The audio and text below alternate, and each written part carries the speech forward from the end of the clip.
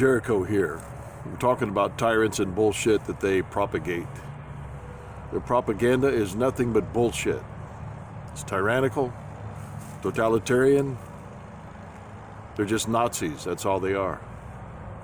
Bullies.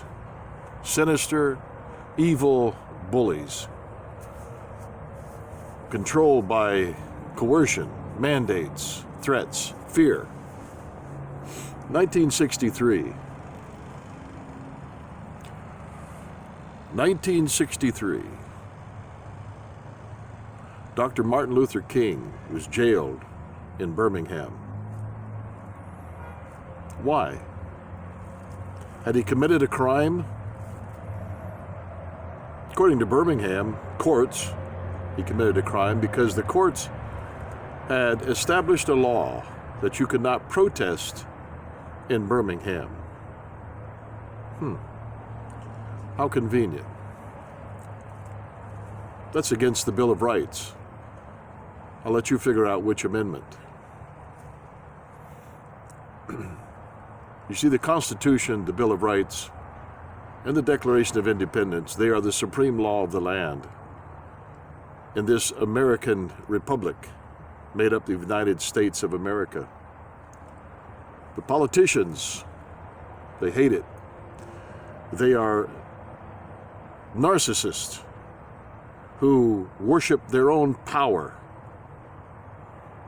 more than submit to the Constitution, the Declaration of Independence, and the Bill of Rights.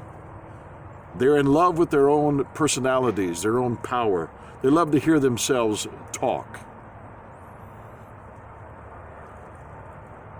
They love money and they love power. And that combination produces the worst of evils. I'll just throw this in for free. They talk about how dangerous guns are. Oh, my. It's been said so many times, but it's so true. You can set a gun on a table. If nobody touches it, don't hurt anybody. But I'll tell you a far worse, poisonous, toxic, deadly weapon. That's the tongue. One wise man said, from a biblical reference, he said, it's a world of iniquity.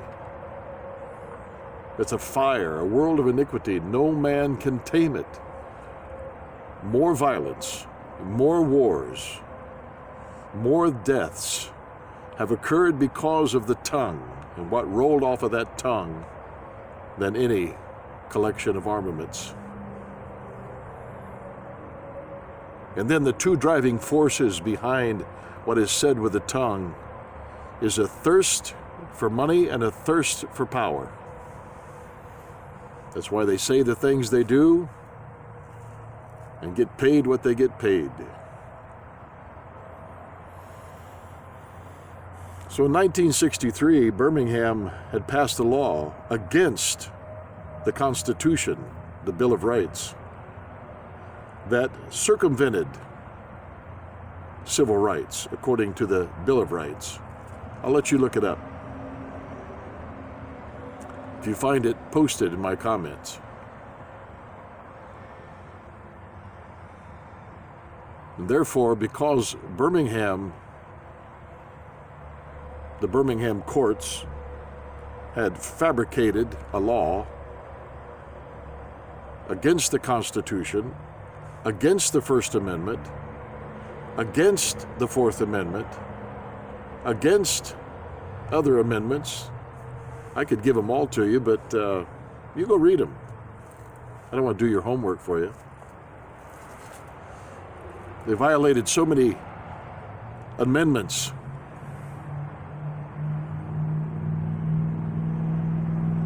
It's sickening. And how they get away with it.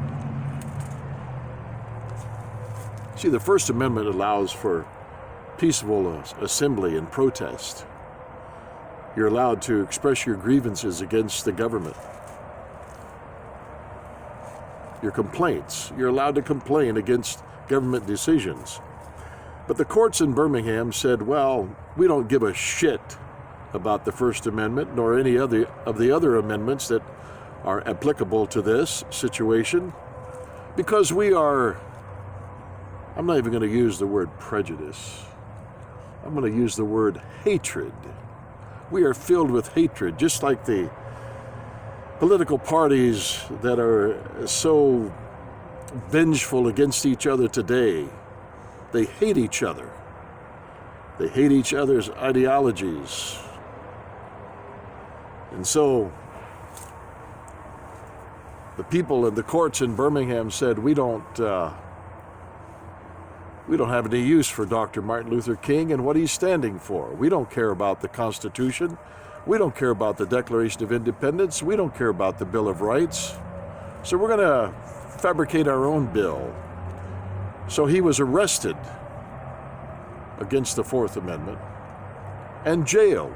Actually, what took place was, because it violated the Constitution and the Bill of Rights, he was kidnapped. He was not taken lawfully. They had no probable cause. He had not committed a crime other than the one that they had fabricated in the Birmingham courts. And the 13th Amendment said that slavery had ended and all involuntary servitude in all the jurisdictions of the United States. But, once again, the Birmingham court, Governor Wallace, said, screw that. I believe in segregation. I hate black people. I hate African Americans. I hate the colored. I hate the Negroes. So, I don't care. He got away with it for a while till Dr. Martin Luther King was able to get the Civil Rights Act. But why wasn't the 13th Amendment good enough? It said simply, in plain, simple, everyday layman's language, slavery was over in all involuntary servitude. So in essence, Dr. Martin Luther King was not arrested lawfully. It was fruit from the poisonous tree. He was kidnapped, incarcerated. The same way that the Japanese and some Germans and Italians back in the Second World War, when Roosevelt signed an executive order to have those individuals, what was it, over 100,000, 120,000, placed in internment camps. They were nothing more than prison camps. The Constitution, the Declaration of Independence, the Bill of Rights were violated. So really those people were kidnapped, held against their will. Involuntary servitude, involuntary slavery to an executive order of a United States president. So you don't think that these politicians are capable to completely spit in your face? You say, I'm a free man, I'm a free woman. They don't give a shit. All they know is power. All they know is that their agenda is to control you, manipulate you, coerce you, mandate what you do and what you don't do. I'm going to say that again. Martin Luther King, Dr. Martin Luther King was kidnapped. He was not arrested and jailed lawfully. It was against the Bill of Rights.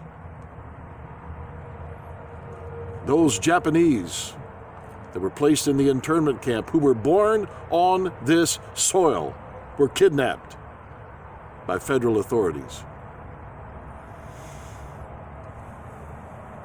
You don't see this?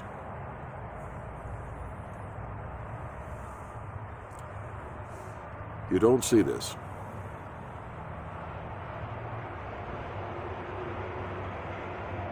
Till next time, God bless. And be a true American patriot.